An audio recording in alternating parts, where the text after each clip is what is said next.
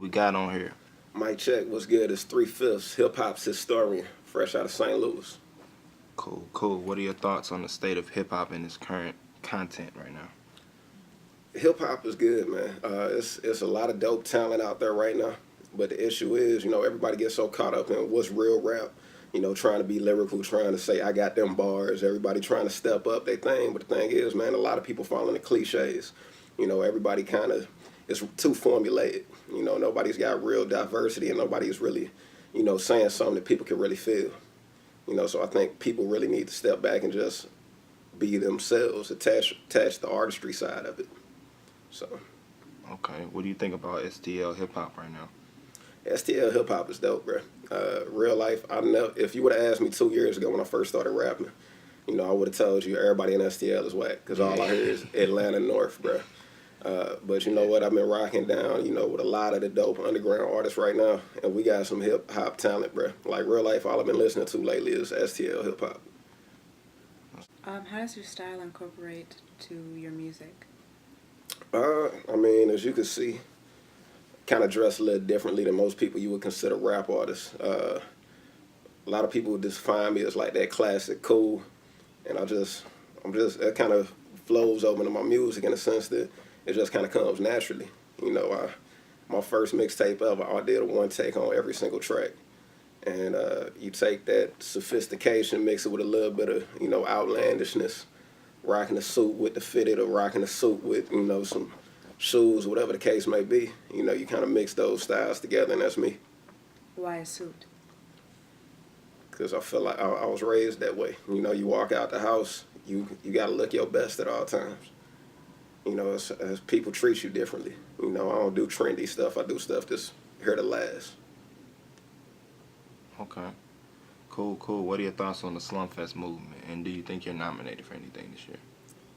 Slumfest, I think I am, man. I got a lot of good fans, man. My marketing has been good. A lot of people been relating, responding to my music. I've never been one of them type of dudes that's forcing my music on anybody. Every show I do, I got people coming to me after the show. How can I follow you? How can I keep up with you? Let me get a copy of your mixtape, whatever the case may be. So I think I got a good chance, man. What do you sound like the most? A lot of people compare me to Luda. I get compared to Kanye. I get compared to Jay-Z. I just sound like me. Biggest influence is Tupac, so, you figure take some of that social commentary with some of the party songs. I want to have that whole all-around versatility. How long have you been rapping? Professionally, I've been actually pursuing music for 2 years. I've been doing poetry and all of that forever. Won a few poetry contests, as a kid, won a lot of different things like that. I used to do spoken word weeks every week, but, as far as actually rapping, I've just been doing it for like 2 years now. Which one of your songs do you think the crowd likes more when you perform? Dive In Deep. It's a historically referenced. All my music is historically referenced, and Dive In Deep is a play off of Wade in the Water. And we took that sample, and everybody loves it. So it's like an old school 1920 sound. Historical, what do you mean by like historical? Well, my name is Three Fifs. I represent what black people would consider 3/5 of a person.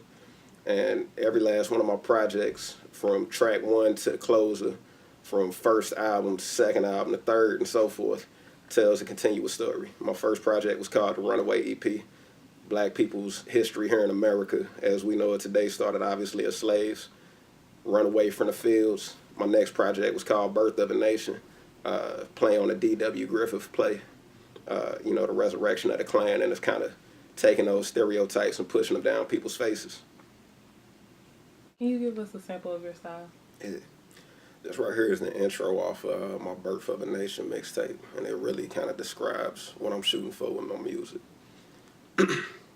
I say I strive to be more than a memory. Pray my first caddy ain't the back of a livery. Father, deliver me. Chivalry is dead, so we call life bitch. But that bitch open doors if you on your shit. So I tell her, baby, I'm yours till she calls it quits. Yet I stay flirting with death till my bars don't fit. And I'm still dancing with the devil till I fall and slip. Reverse shovel, then I rise from the coffin's grips.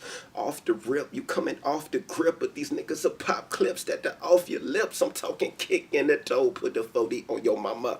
If we throwing hands, then I'm going E Honda. Honda on E, so it's F the world. These brothers dying in the streets for that special girl. I'm talking white girl. It's a white world. Still these black nuts won't bust in the right squirrel. And this strange fruit don't hang from the right tree. Screaming, don't shoot. Looking up from my right knee. Blow. How you like me now? Hit a set precedence for the deficit. I'm voting for dead precedents. Evidenced by my petulance. Expect excellence. Heaven sent. Getting hella bent in the present tense. Elegance woven in my seams.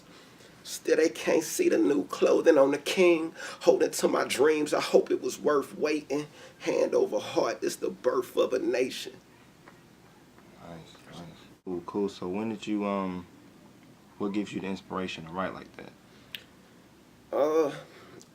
Mostly self-taught as far as black history goes, man. You know, it's like I started off in U City, obviously predominantly black. Ended up going to Parkway Central, obviously predominantly white. And then I went to college down at FAMU, you know, obviously HBCU. And it's just that culture change every time you realize that one thing is common, and that's that a lot of black people don't know history, don't know our own history. And with that, I feel like that the biggest white privilege is just the fact that white people can trace the history. Black people cannot. You know, we can't go any further past when we first got kidnapped and brought over here. You know, you can't connect to who you knew overseas. And, you know, it's just that education is what I feel will really solidify our people and uplift, you know, the whole community. You said that your albums are going in order from Black America. Mm-hmm. What happens if you find out what happened before Black America? Or I incorporate that too. Okay. You know, it's really like my projects, they're linear, but at the same time I got a few side projects. Like coming January 12th, I'm doing something that's going to be revolutionizing hip-hop, not just hip-hop, but nobody in music has ever done anything like it. But I'll be starting a YouTube series, and it's going to be called The Bar Rescue, and it's basically kind of incorporating things beyond my black history side, you know, because 3/5 is kind of its own double entendre. You know, aside from 3/5 of a person, 3/5, you know, could represent the party side. It could be the 3/5 of a liquor bottle. It could be, you know, whatever the case may be. So it's just kind of bringing in multiple sides of my personality. Do you think that might confuse your fans, or would you think that will lead them down your different paths? I don't think it'll confuse them. I think it'll really kind of open it up and help people to really understand me as a whole. Because, like, even my first project didn't have a whole lot of, you know, the goofy, the fun side. It was mostly serious. Second project incorporated a lot more of my party side with it too, you know, and people loved it, you know. So I think all it's gonna do now is just gonna allow me to develop my brand in two separate ways.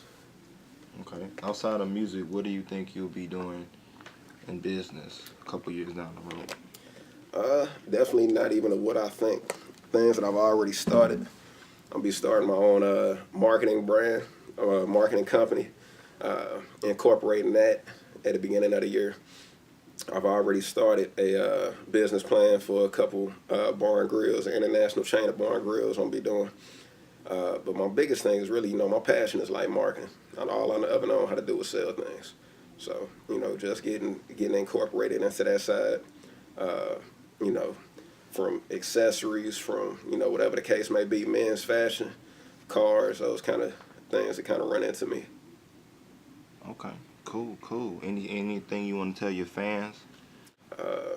Aside from that, man, just be on the lookout. We got music from my artist, Sharpshooter, coming out. We're going to be doing we're going to do 3 videos. We got the hashtag video coming first quarter next year. Look out for the Bar Rescue if you're not already following. Subscribe. 3 Fifs ENT. That's 3FIFSENT on YouTube. Bar Rescue by Change the World. Okay. One other thing. Any artist in St. Louis that you think is similar to your style that you might feel like it's competition that you might be looking out for? I don't really look at anybody as competition. Not in the cocky sense that I'm, different and better than everybody in the world, but just in the sense that everybody got room to do this. And ain't no room, ain't no reason for me to shut nobody down. Couple artists I definitely rock with. I've been listening to my boy Bodine series ever since I met dude. My boy Tyline, he got some dope projects. I would say a couple people have compared me, said that some of Tef Poe's material kind of runs similarly because we both talk about, a lot of black empowerment and black historical facts. But, aside from that, man, I think everybody got their own lane, their own brand.